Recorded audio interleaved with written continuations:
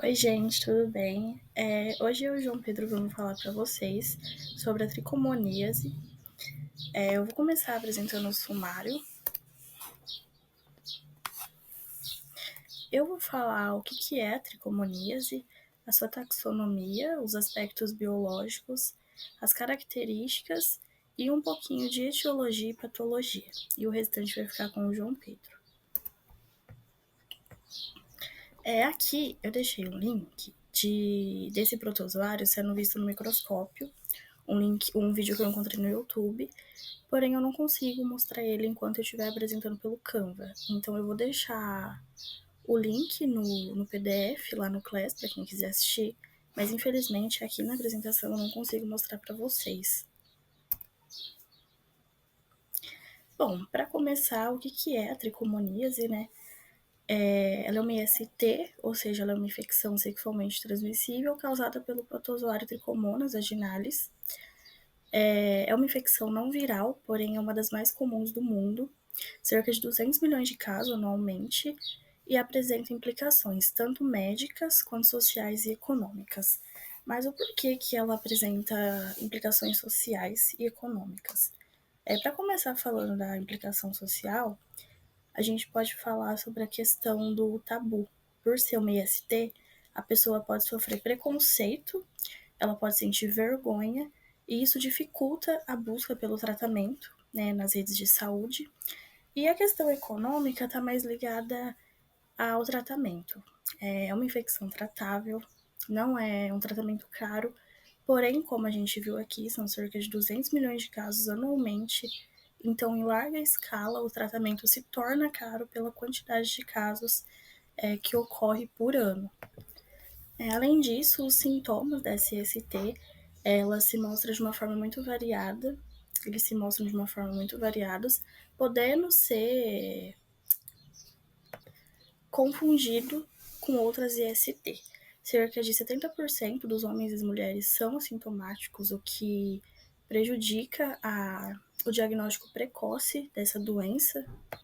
E essa infecção, se ela não for tratada, ela pode durar meses e até anos, podendo causar muitas implicações, principalmente nas mulheres.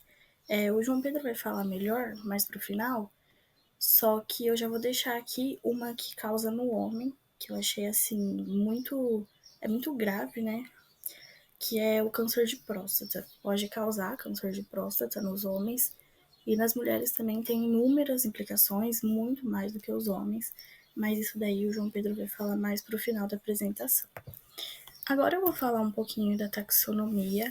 Essa classificação ela foi proposta por Dyer em 1990. Aqui a gente vê o domínio, a classe, a ordem, a família, o gênero e as outras espécies que existem. Aqui a gente não tem o filo, mas o filo desse protozoário a gente viu em aula. Ele pertence ao filo Parabasalida, que tem como característica exclusiva uma fibra parabasal, que pode ir desde corpúsculos basais até o aparelho de Golgi. Os representantes desse filo têm sua fonte de nutrição heterotrófica, por fagocitose e pinocitose, e eles também são mutualistas obrigatórios, com um sistema digestivo, respiratório e reprodutivo de vertebrados. Agora eu vou falar para vocês sobre os aspectos biológicos. O Trichomonas vaginalis é um parasita eucariota.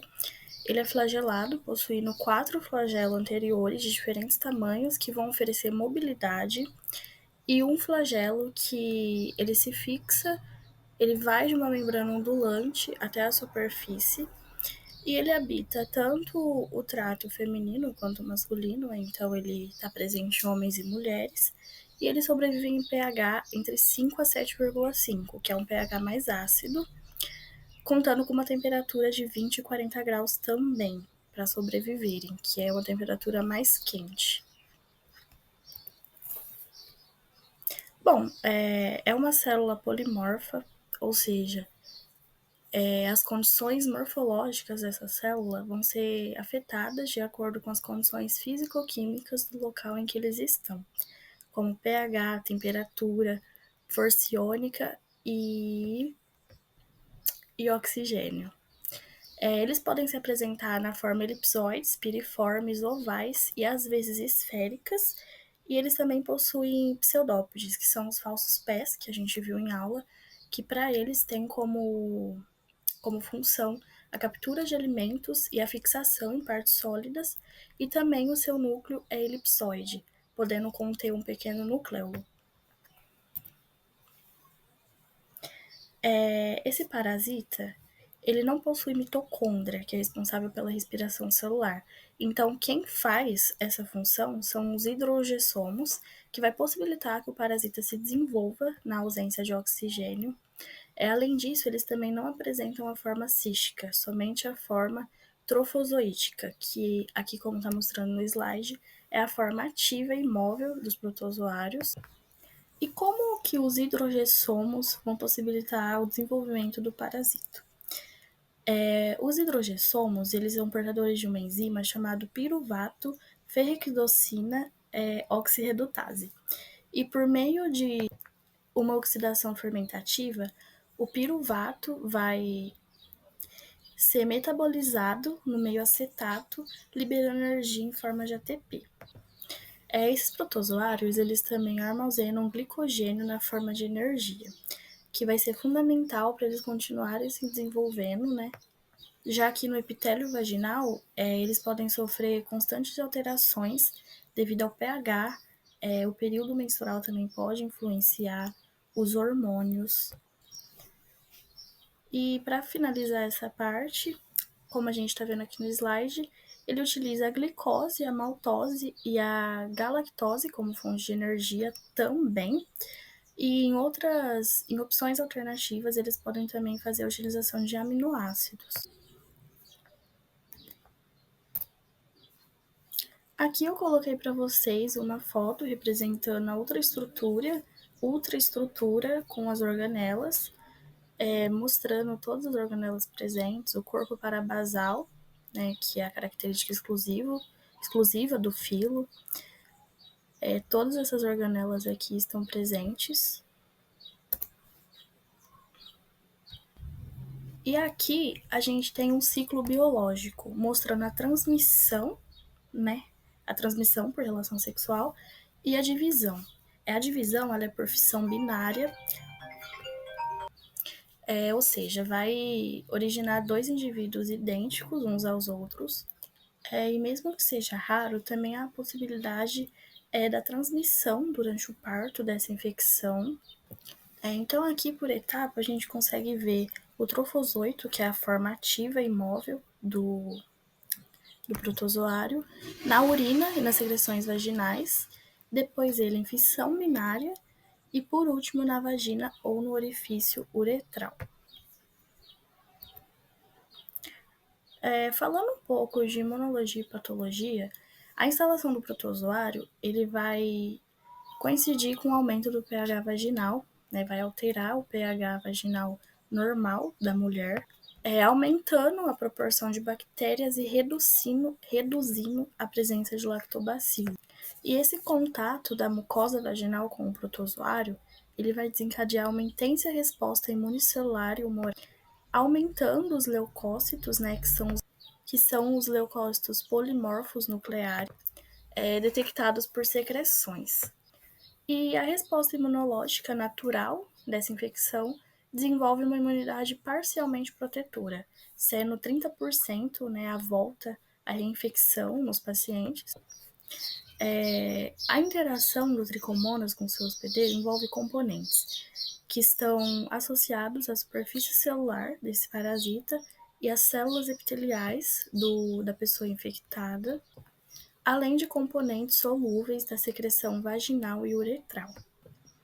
Esse protozoário ele também vai causar lesões no epitélio vaginal e um intenso processo inflamatório agudo local. Existem 3 mecanismos patogênicos que são responsáveis por destruir essas células epiteliais. O primeiro vai ser o citoaderência, o segundo, citotoxicidade, e o terceiro é o citofagocitose, que o citoaderência, ele vai ser um contato dependente. A adesão do parasito às células epiteliais do hospedeiro tem um papel essencial na colonização, persistência e patogênese do Trichomonas vaginalis, ou seja, diversas moléculas de adesão vão se concentrar no lado oposto da membrana ondulante e permanecer constante com as células epiteliais, sendo responsável por esse contato. E eu venho falar um pouco mais sobre os aspectos clínicos da doença. Elas podem se encontrar no epitélio, elas se alojam no epitélio escamoso do genital, mais na endocérvise do útero do que na endocérvise do útero. Ela vai se manifestar na idade reprodutiva com uma incubação de 4 a 28 dias. Em até 50% das mulheres são assintomáticas, mas nas mulheres que apresentam sintomas, ou seja, são sintomáticas, vai apresentar um corrimento vaginal bolhoso, fluido, de coloração amarela esverdeado com odor fétido. Também pode apresentar uma vaginite e uma irritação na vagina. Essa doença também pode acontecer em homem, em bem menor escala, já que o homem é visto como um vetor da doença. A maioria são assintomáticos, mas se o homem for sintomático, ele vai apresentar um pequeno desconforto, muco saindo do pênis, e o protozoário vai se alojar na bexiga, na vesícula seminal, na uretra e até mesmo na próstata. Não só em humanos pode acontecer, como pode acontecer em animais, comumente em cães e aves. Nas aves, eles vão apresentar uma placa de pus nas vias respiratórias, nas vias digestórias, o que pode causar uma obstrução, que pode causar até mesmo a morte do animal. Uma vez que na Inglaterra, essa doença é vista como um problema ecológico, já que leva à mortalidade de diversas aves. Já em cães e gatos, o protozoário vai se alojar na cavidade oral e no sistema digestório, causando um pequeno desconforto para os animais. O diagnóstico laboratorial pode ser de visualização, como a gente pode ver o muco amarelo esverdeado, boloso, fétido e com elevação do pH vaginal, mas isso não pode indicar muita coisa, já que diversas ISTs também apresentam esses mesmos sintomas. Então, o recomendado é que faça-se um diagnóstico laboratorial, vista microscópica ou até mesmo a técnica de PCR. A terapia adequada é pelo metronidazol. Ele é de fácil absorção do corpo, ele age de nitrogênio, então ele é totalmente indicado pelos médicos, já que a eficácia dele é de 84 a 98%. Além de que gels e cremes e outros tipos de coisas são contraindicados pelos médicos pela sua baixa eficácia. Também se recomenda a abstinência sexual, uma vez que a mulher quanto o homem pode infectar diversas outras pessoas. Então é recomendado que você fique sem fazer o ato sexual com ninguém durante um certo período, até a doença subir. E também evitar a bebida alcoólicas pelo fato delas potencializarem o efeito do remédio e pode ser que ele não atinja o que é esperado por ele. Esse é o quadro de tratamento da tricomoníase. Metronidazol, 40 mg, 5 comprimidos. Dose única, você pode dividir 250 em 2 comprimidos, 2 vezes ao dia, de 12 em 12 horas, e 7 dias na semana também. A infecção está associada a 2 a 3 maior risco de aquisição de HIV. Isso é um grande problema, porque ao você se contrair a doença, você aumenta as suas chances de contrair o HIV. Isso pode levar a problemas de parto e problemas como o parto prematuro e, como eu já disse, outros problemas de parto também.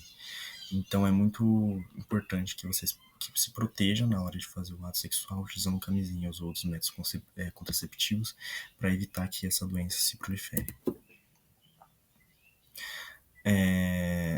A OMS recomenda a realização de testes diagnósticos em mulheres com kit de corrimento vaginal.